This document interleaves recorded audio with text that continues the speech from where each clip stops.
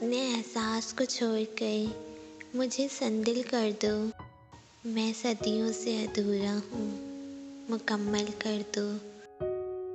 जिन्हें एहसास ही ना हो उनसे गिले कैसे, शिकवे कैसे।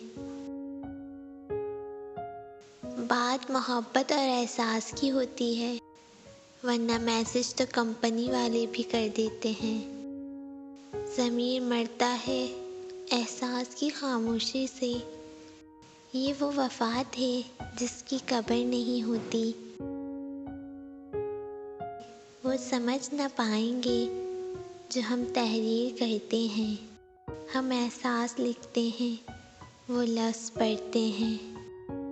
अपनों को हमेशा अपने होने का एहसास दिलाओ, वरना वक्त आपके अपनों को आपके बगैर जीना सिखा देगा।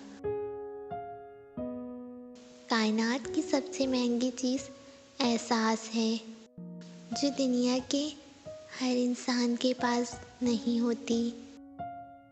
खाली ज़रूरतें पूरी करने से रिश्ते कभी नहीं निभाते।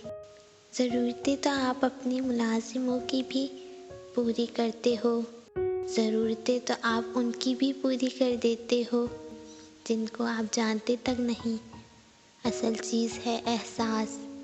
जब तक एहसास पैदा नहीं होगा, रिश्ता निभाया नहीं जाता बल्कि घसीटा जाता है।